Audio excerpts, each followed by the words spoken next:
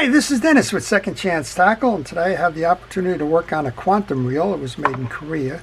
This is the Quantum Iron. It has 4 ball bearings in it. It's the Iron IR2F, and it's about a 30 size reel. And this came in as a part of a group of reels. And one of the issues that this reel has is an anti-reverse override issue. And the second one is that the bail is very stiff. It clicks, but not very well. So we're going to try and get underneath this thing, see what's going on with it, see if we can resolve the anti-reverse, and see if we can make that bail just a little bit smoother. Well, we're going to start by taking off the exterior pieces and parts. As I do that, I want to suggest to you or ask you to subscribe to my channel.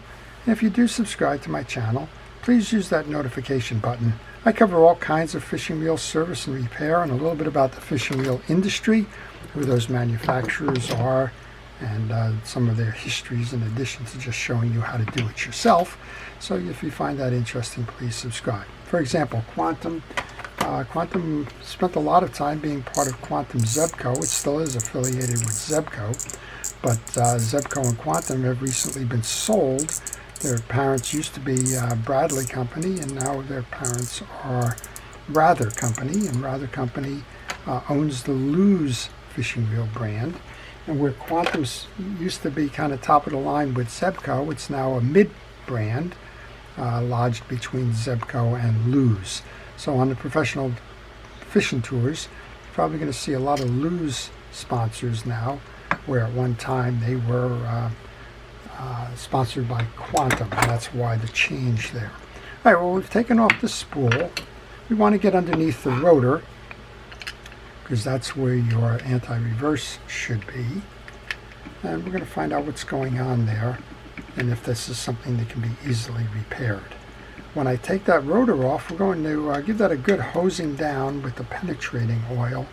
Most of the time you're going to find that these reels begin to stick because dirt and grease and grime and the like accumulate in those 2 joints where the rotor joins the bail wires.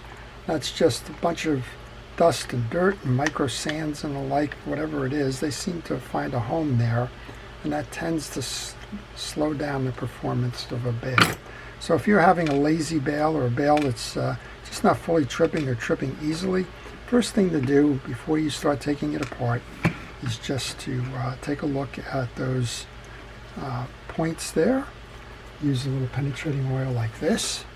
Just kind of spray it up good. Work the bail back and forth and see if that improves performance. If it does, you don't have to go any further. I just saw that one tripped pretty easily there. Yeah, it's tripping in a good snap there. If that's the case, you're fine. If not, sometimes the bails are bent. You can rebend them. But as long as that spring is working, you really don't need to remove that bail arm. Okay, well, let's go underneath here and see if we can get this cover off. And it looks like this cover goes up and under the rotor. So the next thing we want to do is pull that rotor off. And in order to do that, you usually have to remove this pin here. And this pin is usually pressed in, so if you use something like a channel lock pliers like this, grab the one side and pull it. Well, not having luck there. So let's do this. Let's pull that, pull the little retention nut. There's more than one way to get at it. That pin is probably pressed in there and can come out, but there's no sense wrestling it. You can generally get that done a different way. Right now I'm going to try and find out what that may be. It's probably a 14 millimeter, but we'll walk our way up. Yeah, 13 is not working.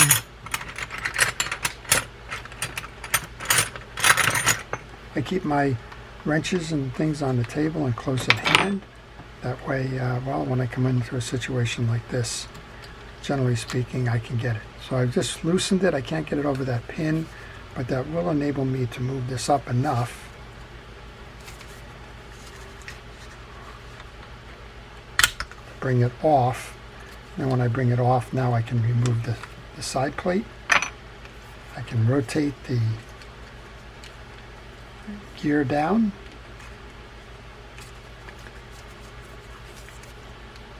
By putting it back on. And when I rotate it down, that'll give me the clearance to remove that axle shaft. This is the axle shaft tie down here. It's held into the crosswind block. When you remove that screw, and as you do with all the pieces and parts, have a plan for where you're going to put them. And my plan is I use a parts tray. It's the bottom of a fast food container. Folks think that I must eat a lot of fast food because I keep referencing these containers. Not necessarily true, I just keep using the same one over and over again. With the screw out, you should be able to pull up and out now on the axle shaft. That's going to enable me to take the rest of this off. And what we're finding here is we have a traditional anti-reverse setup here. We do not have an instant anti-reverse clutch, so that's good. We have a very dirty reel, but with the axle shaft removed, we can remove the crosswind block, the main gear, and our crosswind gear. And this is a good place to tell you to take pictures if you're not comfortable with the assembly of the reel or in working with that reel. So what we have right now, we have a spring set up here. This is your anti-reverse clutch. If I've moved the throw over to the neutral position to allow this to work, well, it's not working. And it's not working primarily because of dirty, dried grease. That's always the case with these. So I'm going to take my pieces and parts now. We'll put those into another section of the tray. I'm going to leave that off for a moment. And surprisingly, just like the other thing, if you just give this a good drink of penetrating oil, a lot of the times you're going to be able to work this free without much effort. There you go, right there, right? So just a little shot of penetrating oil and the reverse function is restored.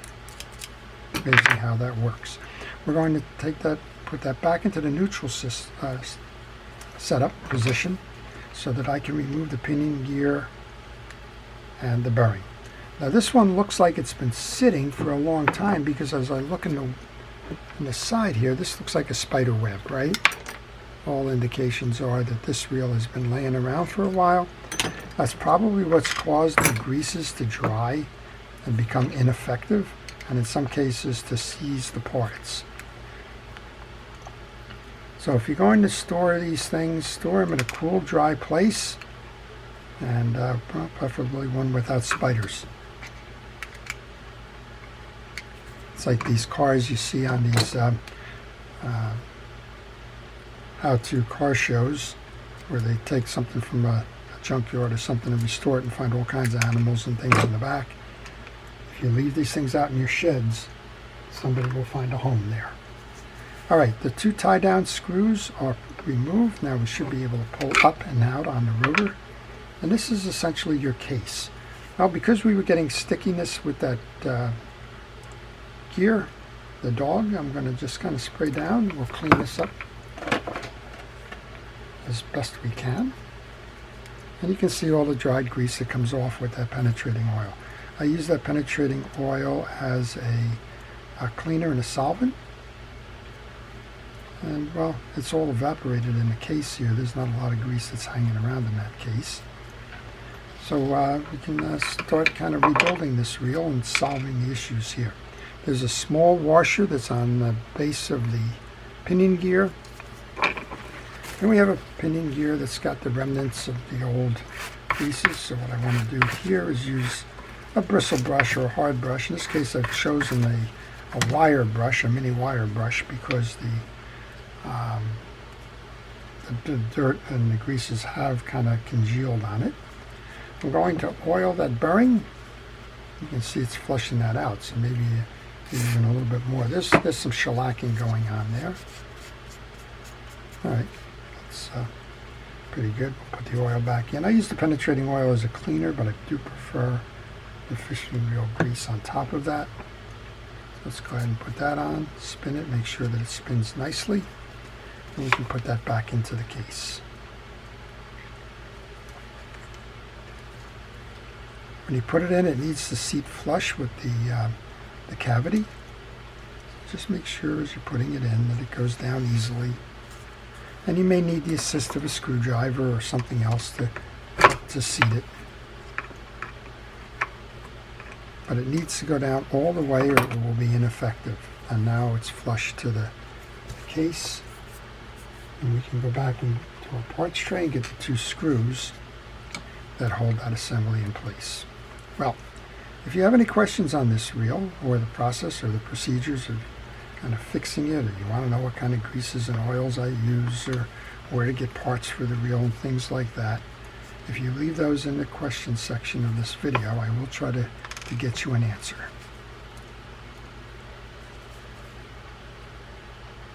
Alright, the second one is in. I want to do the same thing here with this click ratchet. It does have a lot of old grease on it. So even though it's just a click ratchet where those teeth are going to intersect from the anti-reverse dog, I do want to clean it up. It could cause a skip if there's some old grease hanging around in there. With that done, we'll go ahead and put this back on. Just like that. I'm going to pull the clutch at this point, and now we should get a click, click, click when we turn. You can see how that anti-reverse dog is functioning the way it should now. Well, we used penetrating oil on there, so again, I'm going to just give it a nice coating of the fishing reel oil to get that done. And I'm turning my attention to the gears below. This is a nice solid gear here. I think it may even be brass or something close to it.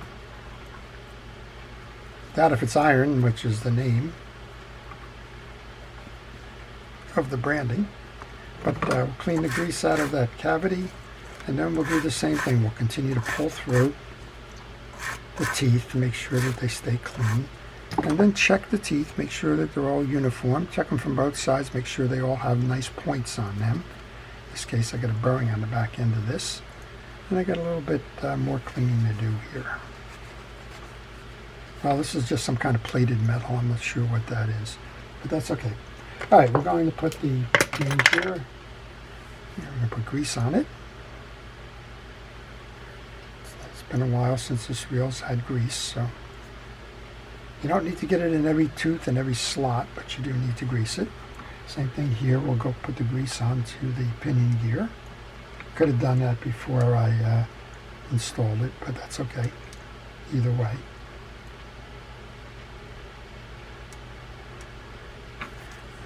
And now we got one more piece that's going to go in before I can put the main gear in. Actually, we have 2.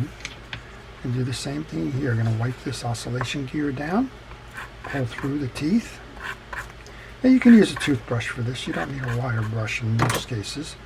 And we're going to check the teeth, make sure again that they're clear. In this case, I'm seeing a little bit of grease here. A little bit of grease on the back here. We should be good. We'll do the same thing. The gear gets a little bit of grease on the back here. The teeth get greased. And the face gets greased because your crosswind block is going to run up top. When you put the assembly back in, make sure that the point on the crosswind block is hanging up to the low side. Do the same thing with the crosswind block here. A little bit of grease, get some in the slot there where it's going to ride. That's the only place you need it on this. That's the only thing that will be touching anything. And that sits low like this. One more piece to grease on the main gear, and that is the cog that drives that oscillation gear from behind. If we didn't already, make sure you oil the bearing in the case. Now we can insert the main gear. And when we insert the main gear, make note that there is a small shim washer on the base of the stud before you go ahead and put that main gear bearing on.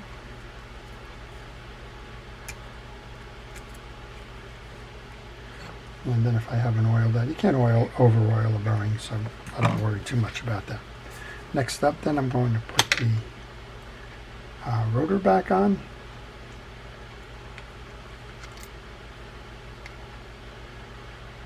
Nope, can't put the rotor back on. Or I can. Where's that case? I want to put the rotor over. There's a chance that when you put this rotor on that you could, no you can't. We're going to just leave the rotor hang. We're going to grab that axle shaft. And you kind of have to do the whole assembly through the pinion gear like this. Then go back and grab the flat side of the axle shaft and insert it into the crossline block. So everything up top is still loose, but we have the crossline block below. And again, you can probably pull that pin out of that axle shaft. This is a workaround that's acceptable. And I don't want to risk breaking the pin or bending the axle shaft trying to do that simply to get the pin out. I'd much rather use this workaround. That way it preserves what's probably a 15 or 20-year-old reel here. Okay, that's done. Let me get this dirty paper towel out of the way. I'm going to pull up on the rotor so that I can insert the, that's probably why it's called iron. It's got a metal side. I don't know. Not quite sure why manufacturers name things the way they do. And we'll do the same thing here. I'm going to just use some rod and reel cleaner to clean up the dust and the like. Go ahead and put that on. Make sure that snaps tight. I'm going to take my 4 side plate screws out. So this came in with 2 problems. The first one was the anti-reverse is failing. The second one is that the bail is not tripping easily. And we'll give it a couple of turns here, and we're going to check that bail again a different way. But if the bail wire is bent, that could also be causing some tension in the throw and cause a reason for it not to trip regularly. And we'll give it a try once we reassemble the balance of this reel.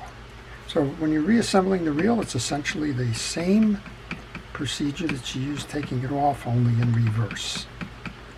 A lot of folks like to organize their pieces and parts by laying them out in a row in the way that they came off, and then just working the row backwards when it's time to reinstall. I use a parts tray.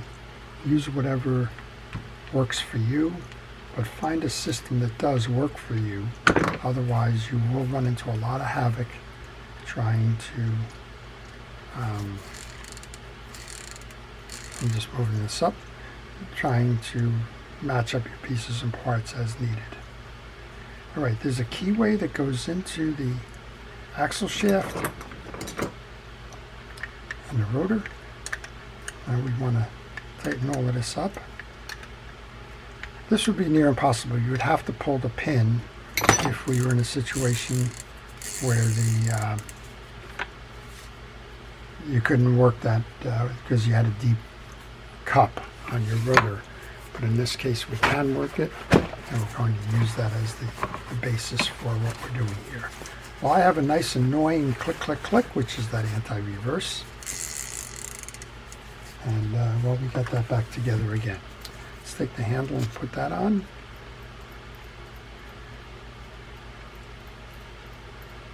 Then I'm going to run it here, make sure that the bail trips before I service the spool.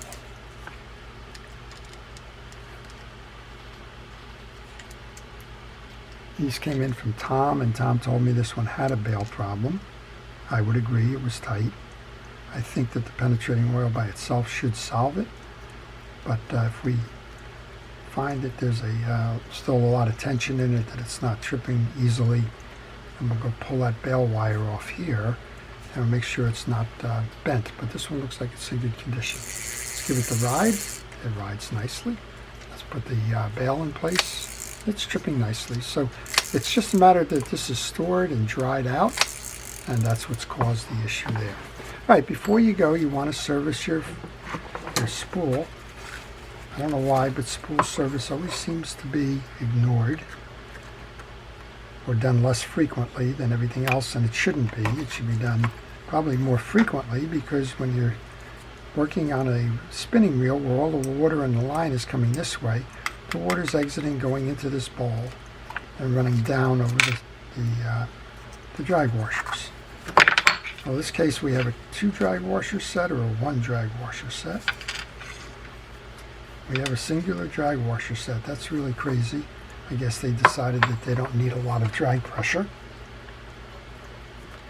So they're using 1 drag washer to hold the spool. That's the one with the ears on it. This is a some kind of a fabric washer. It might be felt. Those get oiled. You want to keep these flexible and porous, so use oil. I'm using my gloved hand to wipe it in. I'm going to place that in the middle. And then this is the one that holds to the axle shaft. It's the one that's called a keyed washer. It has a rectangular center. And then this is the clip that holds it in place. So the clip goes in one side in the slot in there.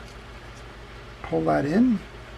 Most of the time you can use hand strength, or sometimes you need an assist like this with the screwdriver. So we did that.